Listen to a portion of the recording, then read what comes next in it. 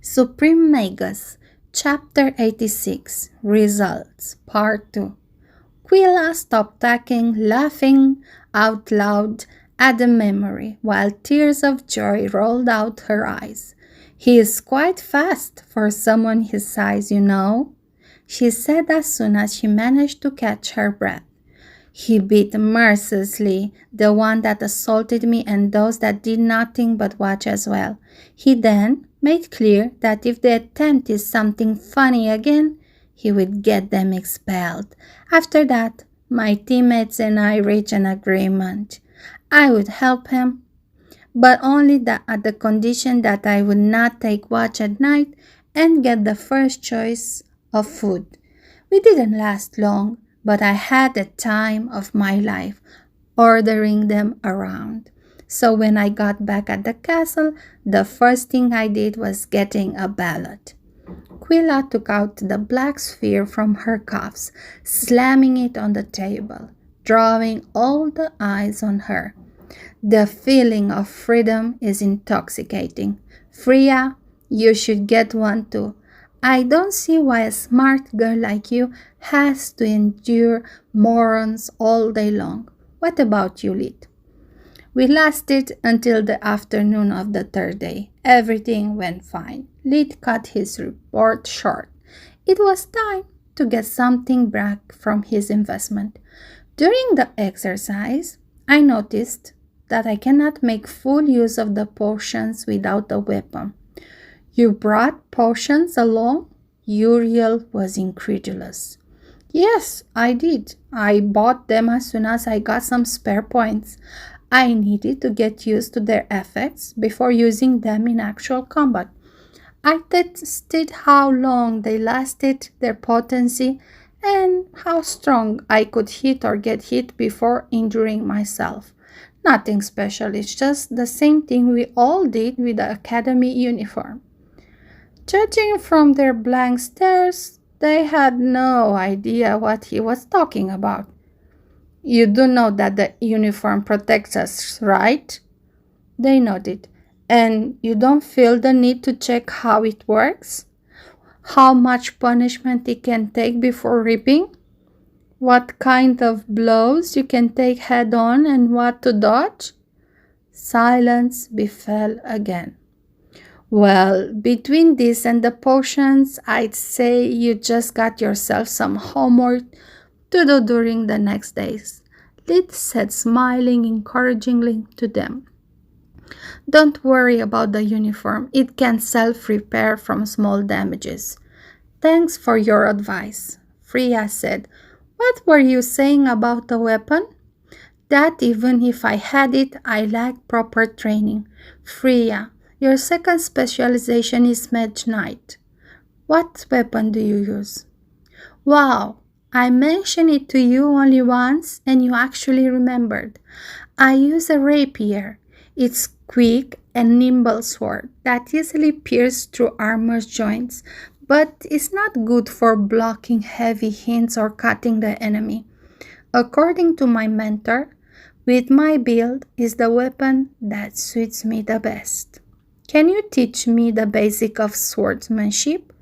Lid asked.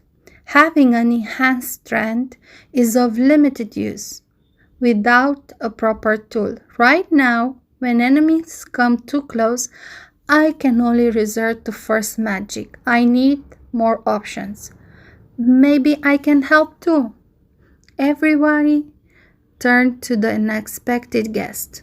"Mind if I join?" Floria asked. "I didn't get the chance to thank you earlier."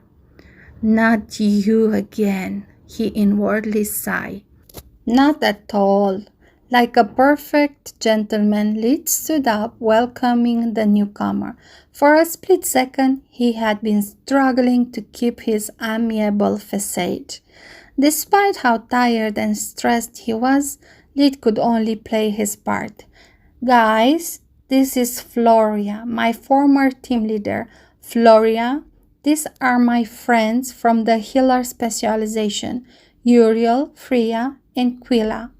It had taken him a lot of practice to say the word friends instead of the more accurate colleagues, Back on Earth, when Carl visited his workplace, many had got slightly offended with him for introducing them as simply colleagues. At that time, he didn't care. It was only a dead-end temporary job until his brother attained its master. Now, true personal relations were of the utmost importance. I never understood why people have such a loose definition of friendship. A friend is someone that knows you, from things like your passions and ambitions to trivial things like your favorite books or color. As I see it, they are not my friends. They don't like me as a person, only my academic achievements. They don't even know the names of my sisters. Don't be too hard on them. They are just kids. Solo's mind shrugged. They have met you in a tough moment of their lives, and you have become close. You often spend time together, either in class or during the private lesson you gave them. For most people, that's more than enough to call someone a friend, especially considering you are not really open with them. Thank him for what? Uriel's interest was piqued. Lid was far from bad looking, especially since he had stopped with perpetual frown and the murderous glare. Being both rising stars in the light department, Uriel had tried multiple times to set double dates, but to no avail. This was the first time that the girl that had come looking for him had not been dismissed with a polite excuse, considering that they had spent a few days together and seemed in a good relationship. Uriel was hoping to get some juicy gossip. He sure likes them tall, he thought. Didn't he tell you? Floria was honestly surprised. Between her group's terrible start and how they heavily depended on Lid the whole time, she had expected him to complain about them with his friends as soon as they met. Instead, he had welcomed her with one of his rare dimpled smiles, while the others clearly had no idea who she was. Tell us about what? As much as it hurts my pride to admit it, he was the key member from the start to finish. Without Lid, we would have never lasted more than one day, let alone rack 50 points per day. Floria sat down ordering her meal. Freya whistled with admiration. 30 points each for 3 days is a great score, considering it was a surprise test. How did you manage to do it? Floria chuckled. Sorry, I misspoke. I meant we each earned 50 points per day. 150 points in just 3 days? Uriel dropped his fork from the surprise. So much for nothing special. Please tell us all about it. For some reason, Lid had been quite evasive, to use an understatement. They didn't have to ask twice. Floria told them how he single-handedly repelled the magical beast on the first day, how he found and built them a safe haven. She put particular emphasis on the trick with the clacker's venom and on how he taught them how to survive in the wild with first magic. You wouldn't tell at first look, but Shorty here is a monster, she said, patting energetically his back. The last word forced Lid to remember his encounter with the Scorpicor, sending a cold shiver down his spine. He didn't like the idea of being somehow related to Abomination, even less how close he was to die.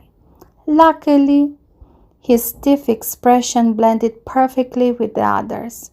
Everyone at the table was shorter or barely taller than Lid, despite being older. If he had to be considered short, what were they supposed to be? Gnomes? An artificial cave? How could I not think about it? Uriel held his head between his hands in frustration. Being a warden, things like that were supposed to be his specialty. Finding the hill was just a stroke of luck. Lit dismissed the whole thing with a wave of a hand. I'm sure you would have done the same if you had the chance. Wow, I never pegged you for the humble type. In your shoes, I would brag about the exercise for at least a month. Freya said, looking at him in a new light. Floria exaggerates things too much. Yes, I did my part, but it was a team effort. Vincent actually made the cave stable and habitable, not to mention providing the outhouse and supporting us in battle with his arrays. Floria herself had a rocky start the first day, but she learned from her mistakes and saved me from the clackers. She turned to be an excellent leader, and it only thanks to her plan that we managed to survive the second day. She is the one that managed to poison the rye. I just give her the means to. Belia, well, she clearly lacked Vision's confidence or our battle experience, but she rose up to the occasion and did her part splendidly. I, on the other hand, an imp capable of leadership and proved to be short-fused, often venting my stress on my teammates. Lit resulted really convincing, mostly because he had been sincere. He had underestimated too many dangers and lost control of his emotions more than once. It was hard to draw a line where his mana core issues ended and his antisocial behavior started. He knew he had a problem, but no idea how to fix it. Whatever, Quilla said. Next time, I want to be in your group. Things would be so much easier. Dream on, Freya sighed. There are only 34 healers for over 250 students. Hence, at least 16 groups had no healer during the exercise. It's impossible for us to ever end up together. Maybe, and maybe not, Uriel said. After the first trimester, students can go to the forest during the weekends to collect precious herbs and materials for themselves or exchange them for points, not to mention it's all experience. Lit felt that his plea for help had been lost in the conversation, but the topic was quite interesting. Is mandatory a group for the forest? And will we be under surveillance again during our training? He asked. No, there is no need for groups. One could go alone or with 20 friends. Although a 5 group is highly recommended, especially for 4th years. And no, there will be no surveillance. We would be on our own.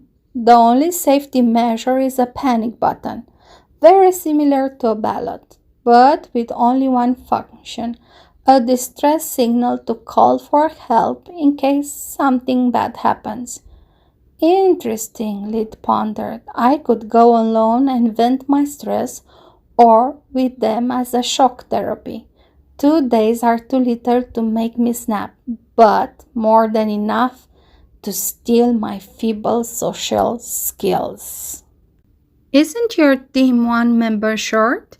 It would be a pleasure and an honor to work together with the top students of the light department. Floria requests hit their egos in all the right spots. How could we possibly say no to someone Litz hold in such high regard? Freya stood up and shook her hand.